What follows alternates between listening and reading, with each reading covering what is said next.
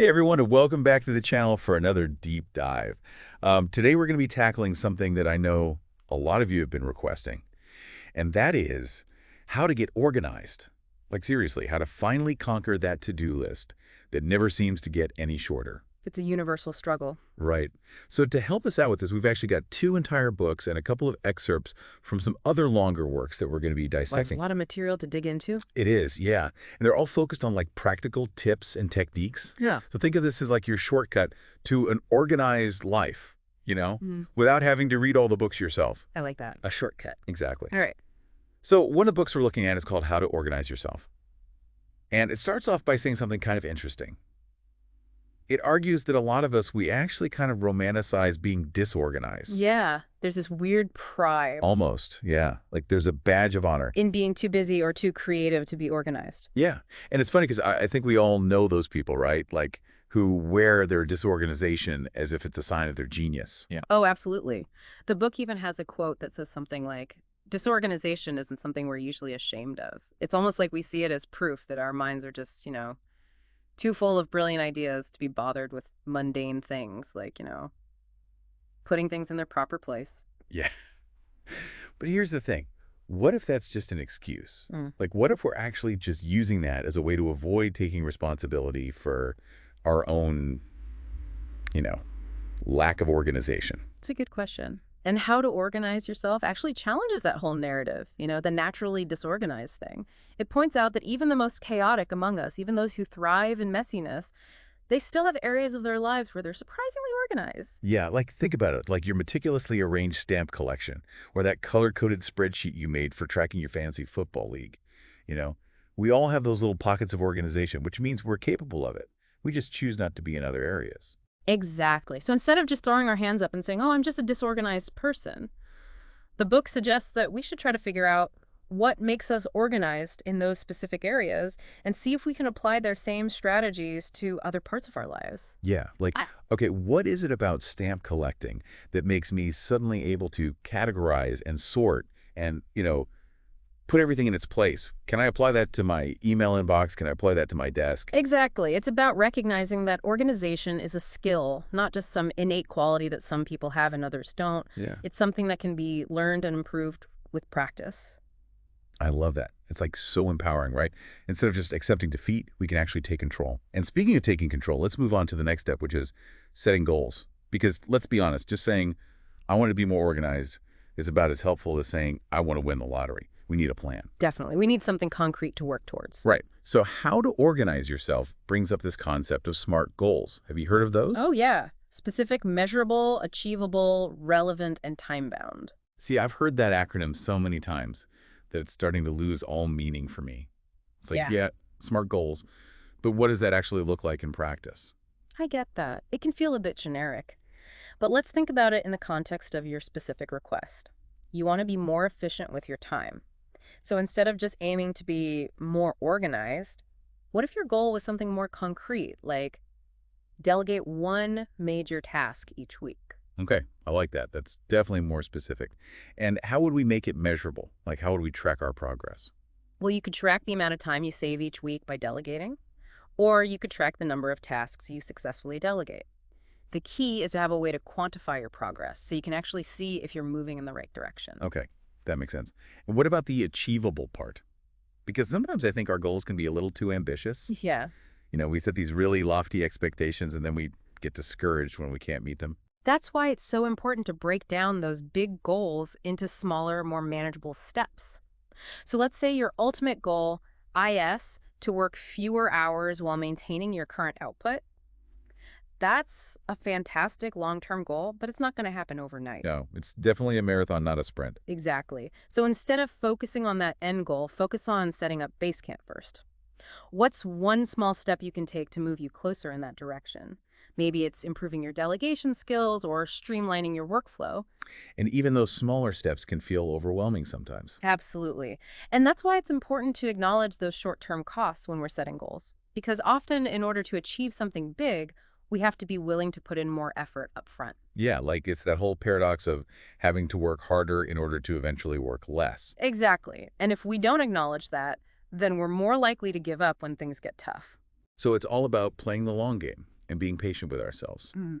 Okay, so we've talked about understanding our disorganization and setting achievable goals. Now let's get into the nitty-gritty of actually managing our time. And for this, How to Organize Yourself has a really interesting framework. It talks about dividing our tasks into 4 categories: important and urgent. Important but not urgent. Urgent but not important. And neither urgent nor important. It sounds a bit complicated at first, but it's actually a really helpful way to prioritize our tasks. So let's break it down one by one. Important and urgent, those are the things that are on fire, right? The deadlines that are breathing down our necks, the crises that need to be addressed immediately. Exactly. Those are the things that often send us into panic mode. And then there's important but not urgent. These are the more strategic long-term things that we know we need to do, but they don't always have that same sense of urgency. Like planning relationship, building professional development, those kinds of things. Right. And then we have the urgent but not important. These are the ones that can really trick us because they feel urgent, but they're not actually contributing to our goals. Like those unnecessary emails, pointless meetings, or favors that we feel obligated to do, but that don't actually move the needle. Yeah, those are the worst. They make us feel so busy, but we're not actually accomplishing anything meaningful. Yeah. And then, of course, there's the neither urgent nor important category, which is basically just a black hole of wasted time. Like scrolling through social media or watching cat videos on YouTube. We all have our guilty pleasures. Definitely. So the key is to be able to identify which category our tasks fall into and then prioritize accordingly. And How to Organize Yourself actually gives some really practical advice on how to do that. One of the most surprising suggestions is to plan at the end of the workday. We'd at the end of the day, wouldn't you be too tired to think straight by then? It might seem counterintuitive, but the book argues that by taking a few minutes at the end of the day to plan out your next day, you can actually save yourself a lot of time and stress in the long run. So you're basically setting yourself up for success before you even start the day. Exactly. You go into the day with a clear roadmap, knowing exactly what needs to be tackled. You're not wasting time trying to figure out where to start or getting sidetracked by unimportant tasks. Okay, I can see how that would be helpful. And what else does the book recommend? It also stresses the importance of leaving room for the unexpected. Because let's face it, life rarely goes according to plan. So instead of trying to cram every minute of your day full of tasks, build in some flexibility. Right, because otherwise one unexpected meeting or phone call can throw your entire schedule off. Exactly. And finally, the book warns against stuffing our to-do lists. It's not about doing as many things as possible. It's about focusing on what truly matters and prioritizing quality over quantity. I like that. Choose your battles wisely. Absolutely. Okay, so we've covered understanding our disorganization, setting achievable goals, and managing our time. But what about that other big productivity killer, procrastination? Let's talk about that next. Ugh. Ah, yes, procrastination. The art of delaying tasks until the last possible moment, often accompanied by a healthy dose of stress and guilt. And we've actually got 2 sources here. There's some really interesting insights on this. How to Organize Yourself and 50 Ways to Get Things Done in 50 Minutes. Yeah. And what I love about them is that they go beyond just the usual just do it advice. Wow. They actually give you some practical strategies for overcoming procrastination. There are actually a lot of different techniques that can be helpful. For instance, 50 Ways to Get Things Done talks about this concept called the pain balance. Have you heard of that? I have. It's the idea that the anticipated pain of doing a task is often much worse than the actual pain of doing it. Yeah. It's like we build it up in our minds to be this horrible, insurmountable thing, but then when we finally sit down and do it, it's not nearly as bad as we thought it would be. Right. And that's because a lot of procrastination stems from fear. Fear of failure, fear of the unknown, fear of discomfort. But the reality is those fears are usually exaggerated. The task itself rarely lives up to the terrifying image we've created in our minds. So it's all about calling out those fears and realizing that the longer we put something off, the more it looms over us and creates unnecessary anxiety. Exactly. Now, How to Organize Yourself takes a slightly different approach. It suggests reversing the order of your to-do list. So instead of starting with the easy tasks, you actually tackle the least appealing ones first. It sounds a bit counterintuitive, but the idea is that by getting those dreaded tasks out of the way early on, you experience a sense of accomplishment and gain momentum to tackle the rest of your list. That's like ripping off a Band-Aid. Get the worst part over with quickly, and then you can relax and enjoy the rest of your day. Exactly. Another interesting technique from this book is associating new habits with a positive self-image.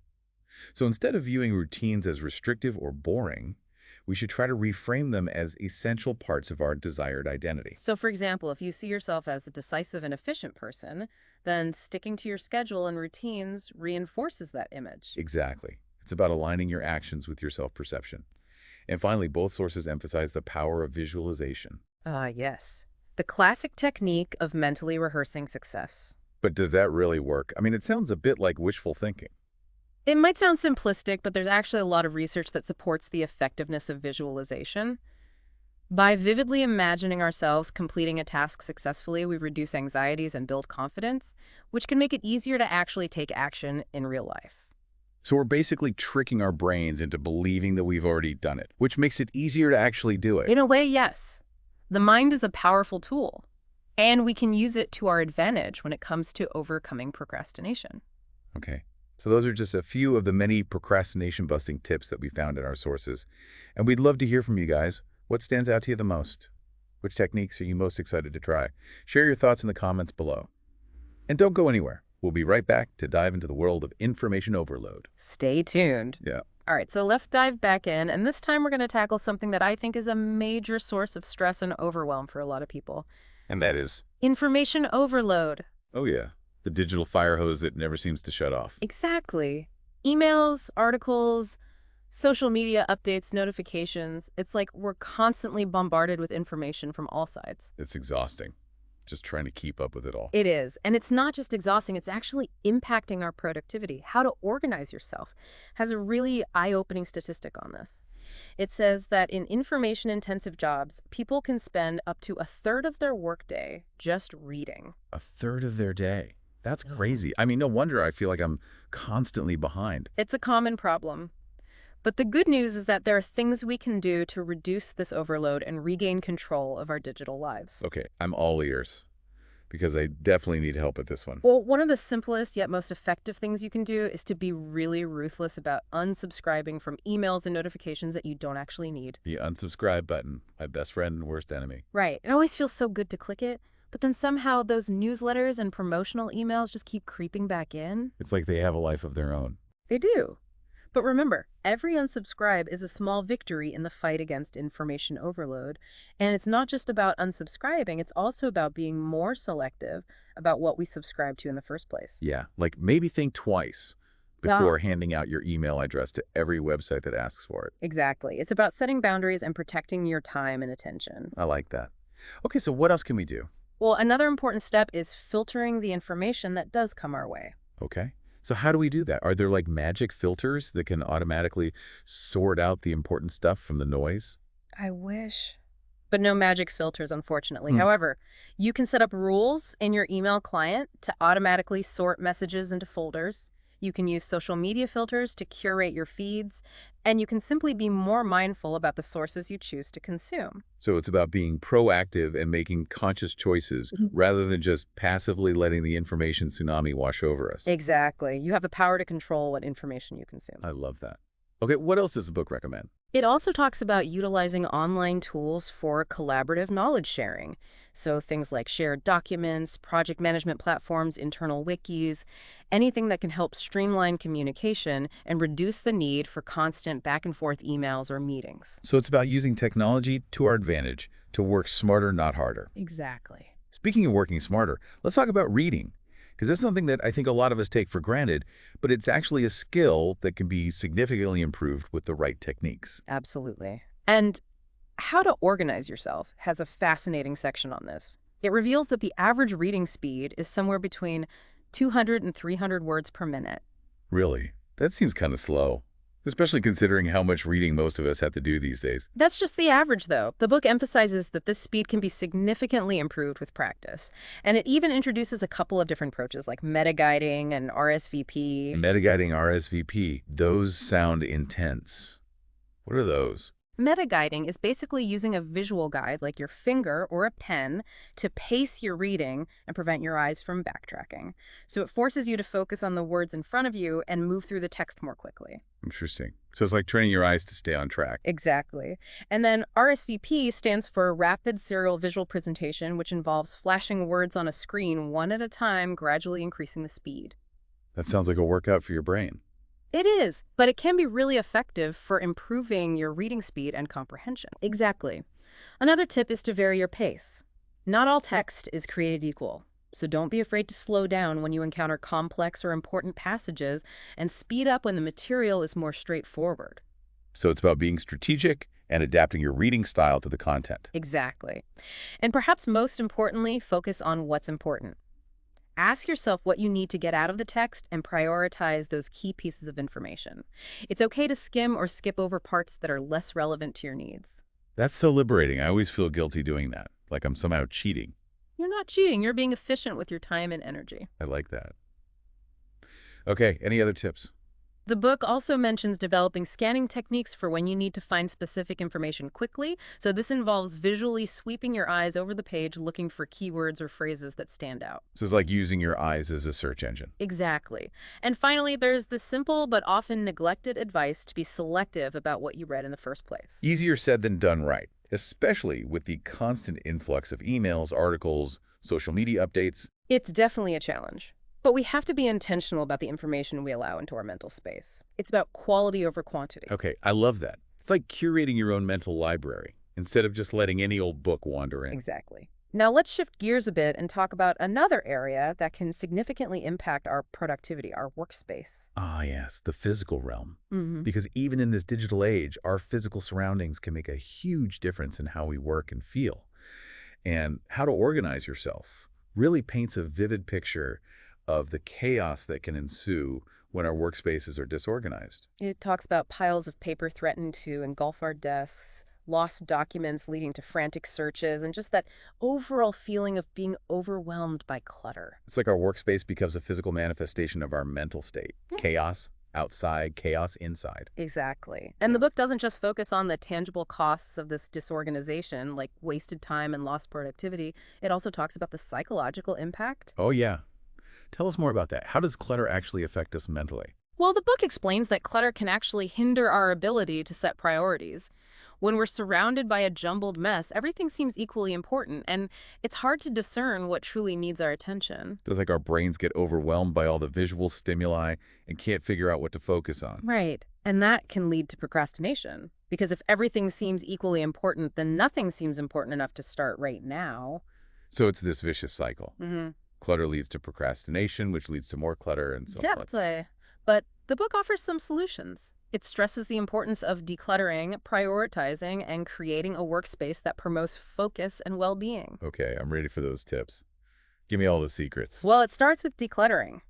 Be ruthless about getting rid of anything that's not essential. If you haven't used it in 6 months, chances are you don't need it. I'm not gonna lie, that's tough for me. I'm a bit of a sentimental hoarder. I have a hard time letting go of things even if they're just taking up space. Yeah, I understand. But remember, the goal is to create a workspace that supports your productivity and well-being. And sometimes that means letting go of things that are no longer serving you. Okay, I'm willing to give it a try.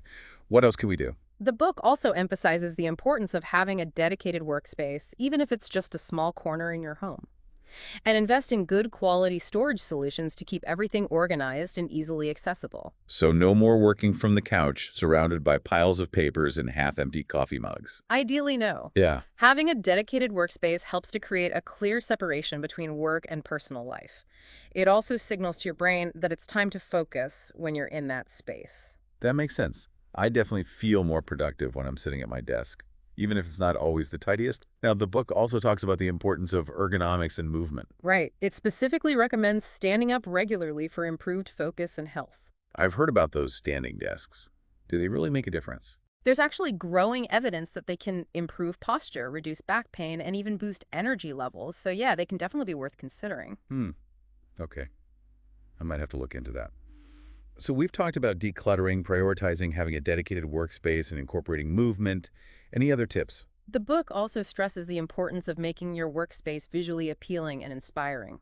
So surround yourself with things that make you happy and motivated. Exactly. It could be plants, artwork, photos, anything that brings you joy and sparks creativity. I love that. It's about creating a space that nourishes your soul as well as your productivity. Exactly. Now, before we move on, let's not forget about our digital workspaces. Our computers and phones can become just as cluttered as our physical desks. Oh, yeah, absolutely. So how do we tackle that? Well, that's exactly what we're going to be talking about after a quick break. We'll be right back with more tips on how to organize your digital life. Welcome back, everyone. We're ready to tackle part 2 of the workspace battle. And this time it's all about the digital realm. Ah, yes, our computers and phones, those can become just as cluttered as our physical desks if we're not careful. Absolutely. And how to organize yourself really dives into this. It points out that a lot of us struggle with organizing digital files and emails just as much as we do with physical clutter. It's so true. We create these elaborate folder systems, and then we end up just saving everything to the desktop anyway. Yeah, we have like a million untitled documents floating around. Exactly. And the book actually has this crazy statistic. It says that 85% of filed material is never accessed again. 85%. Seriously. So all that time we spend meticulously filing things away is basically a waste of time.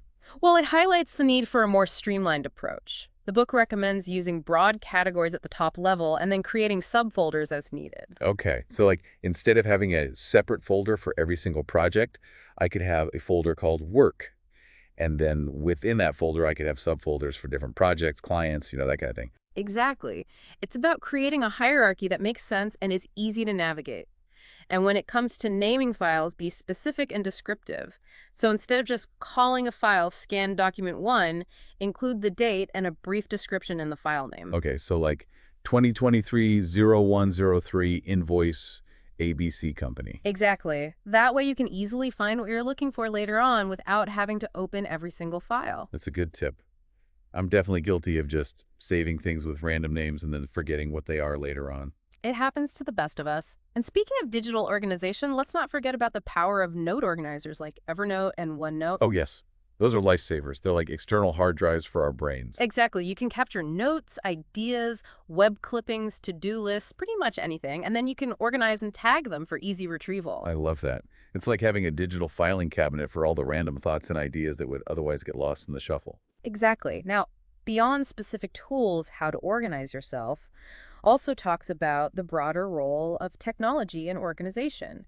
And it emphasizes that more isn't always better. Yeah, it's easy to get caught up in the hype of all the new apps and gadgets. But the truth is, sometimes the simplest tools are the most effective. Exactly. The book encourages us to be really intentional about the technology we choose to use and to make sure that it's actually supporting our goals rather than just adding to the clutter. So it's about finding what works for you and your unique needs. Exactly. There's no one-size-fits-all solution. I like that. So to wrap things up, folks, we've covered a lot of ground in this deep dive into organization. We talked about understanding our own patterns of disorganization, setting achievable goals, managing our time, effectively conquering procrastination, tackling information overload, and optimizing both our physical and digital workspaces. It's been quite a journey. It has, and I hope you've all gained some valuable insights and practical tips that you can start using today. Me too. Remember, small changes can make a big difference. Absolutely. Yeah. So don't try to overhaul your entire life overnight. Just pick 1 or 2 things that you want to focus on and go from there. And be patient with yourself. It takes time to develop new habits. So true. Well, we want to hear from you. What are your biggest takeaways from this deep dive? What are you most excited to implement in your own life? Share your thoughts in the comments below. And a huge thank you to our expert guest for joining us today. It was my pleasure. And thank you all for watching. We'll see you next time for another deep dive into a fascinating topic.